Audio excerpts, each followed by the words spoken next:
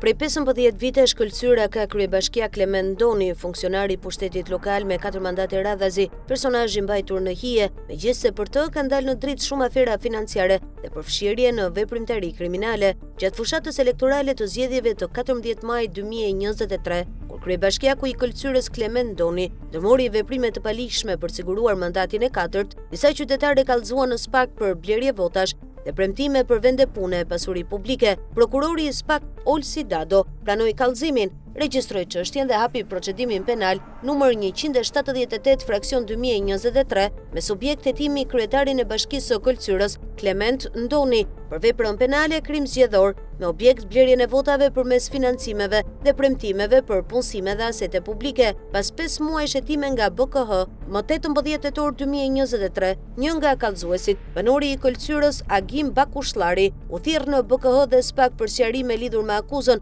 paraqiti prova që vërtetonin krimin zgjedhor të kryebashkiakut Klement Doni. Gjatë hetimit paraprak u evidentuar raste të tjera të ngjashme të krimeve zgjedhore nga kryebashkiaku Doni gjatë fushatës elektorale përmes shërbimeve në para, punësime, tender, dhënie së tokave dhe kontratave të qiraz, të cilat u konkretizuan pas muajit maj 2023, kur ai mori mandatin e 4. Duke analizuar veprimtarinë e tij abuzive në krye të bashkisë, BKH konstatoi edhe ekzistencën e një procedimi penal në prokurorinë lokale për korrupsion me tenderët, fondet e projekteve, punësimet dhe pagesa për persona që nuk ndodheshin në Shqipëri. Nuk ka asnjë informacion zyrtar se çfarë është bërë me këtë kallëzim penal dhe kryebashkiakut Klement Doni. Ndërkohë, në vitin 2016, ai u denoncua publikisht nga banori i Këlqyrës Bardhi Nunollari, i dërnuar për trafik droge, i cili deklaroi se kishte trafikuar lëndë narkotike bashkë me kryebashkiakun Doni si pjesë e një grupi të strukturuar kriminal. Ky denoncim për trafik droge ju bashkangjit hetimit të SPAK për krimin zgjedhor.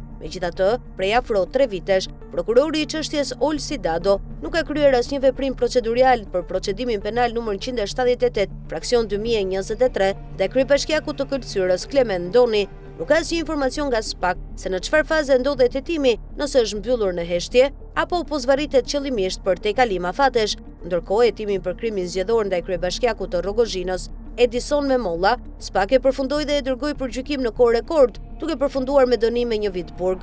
Ndryshe nga ky rast, për kryebashkiakun e Këlqyrës Klement Doni, çështja rezulton e bunkerizuar pas një veprim apo informacion publik, ndërsa ai vijon detyrën në vitin e fundit të mandatit të 4 dhe shfaqet në takime private duke deklaruar se ka mbyllur pazaret për pushimin e çështjes penale. Se me kë janë bërë këto pazare, dihet vetëm nga kryebashkiaku Klement Doni. Fakti është se ai vijon aferat me tenderët, kanalizon shuma të konsiderueshme parash në Raiffeisen Bank dhe ka fshehur pasuri të shumta për të cilat ekzistojnë prova.